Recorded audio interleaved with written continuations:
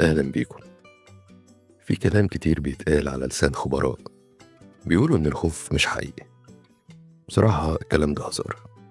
الخوف حقيقي جدا، وأكيد كل واحد فينا عنده حاجة أو أكتر بيخاف منها دلوقتي. ممكن تكون خايف تسافر، أو خايف تتكلم قدام الناس، خايف تواجه مديرك، خايف تبدأ مشروع جديد. الخوف ده مش بس بيسرق منك الراحة، هو كمان بيمنعك تعيش الحياة اللي بتحلم بيها. يعني مثلا لو عندك فوبيا من الطيران، هتضيع فرص السفر والشغل والمغامرة. لو بتخاف من الكلام قدام الناس، مش هتعرف تعبر عن أفكارك، ولا توصل شغلك، ولا حتى تشرح نفسك. ولو بتخاف تواجه مديرك وتطلب ترقية، ده هيترجم على طول في مرتبك ومستقبلك المهني. ولو نفسك تفتح بيزنس بس عندك رعب من الكلام مع الناس والتسويق لنفسك، يبقى مشروعك أكيد هيبقى في خطر. الخوف بيوقف الكل، بس المهم إنك تفهم الخوف حقيقي بس ليه حل. والنهاردة هقولك على تكنيك ناس كتير استخدمته على مدار سنين، والحمد لله ساعدهم يواجهوا كل الخوف اللي كان بيشل حياتهم. انتوا في بودكاست تي توكس، ويلا بينا نبدأ.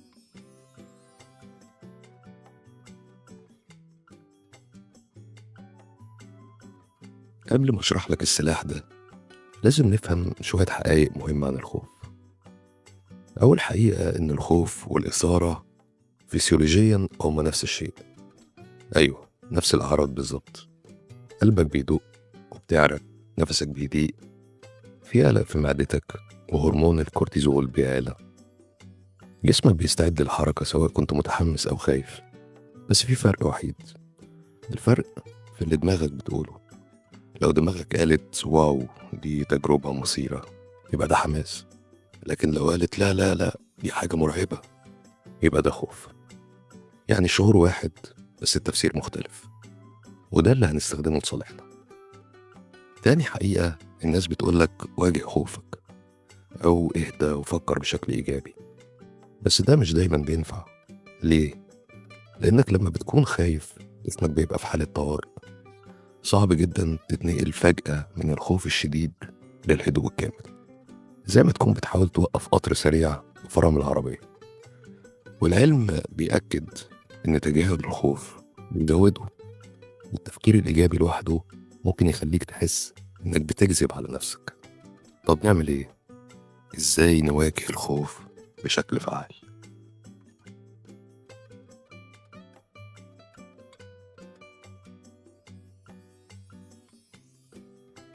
هنا بقى بنستخدم سلاحين مع بعض: قاعدة ال5 ثواني زائد فكرة الارتكاز. ودي طريقة فعالة جدا لتحويل الخوف لحماس. بنستخدمهم ازاي؟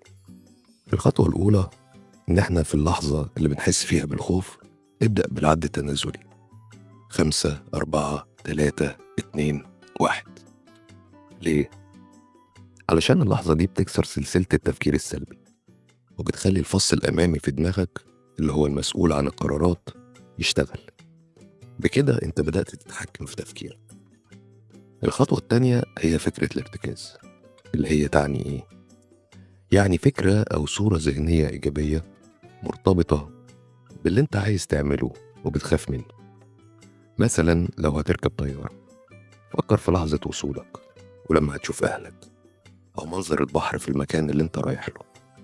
فكرة تدي إحساس حلو وليها علاقة بالموقف اللي انت فيه. المهم تبقى جاهز بيها قبل الموقف. يعني لو هتتكلم قدام ناس، فكر في اللحظة اللي بعد الكلام، لما تنزل من على المسرح والناس تسقف لك، وتكلم صاحبك تقول له عدت يا معلم وكنت جامد.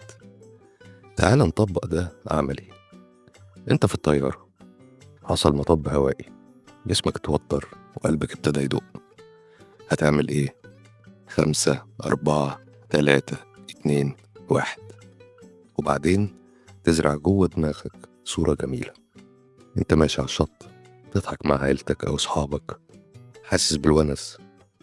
اللي بيحصل هنا انك بتخدع دماغك بشكل علمي، بتقول لها انا مش خايف، انا متحمس. لان الجسم في نفس الحالة، بس دماغك هي اللي بتبدل التفسير، وانت دلوقتي اللي ماسك زمام التفكير.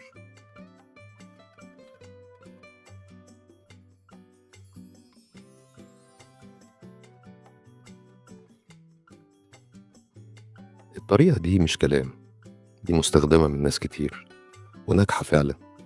ناس كانوا مرعوبين من الطيران وبقوا يركبوا الهليكوبتر، ناس كانوا بيخافوا من المايك وبقوا يقفوا يشرحوا لزمايلهم بكل ثقة. الخوف حقيقي، ما تقدرش تمنع جسمك يحس بيه، لكن تقدر تتحكم في دماغك وتقدر تختار رد فعلك. المرة الجاية اللي تحس فيها بالخوف، 5 4 3 2 1، هتروح لفكرة الارتكاز بتاعتك وتقول لنفسك أنا متحمس، وشوف إزاي هتقدر تغير اللحظة بالكامل. افتكر، الخوف مش نهاية، هو مجرد بداية لاختيار جديد.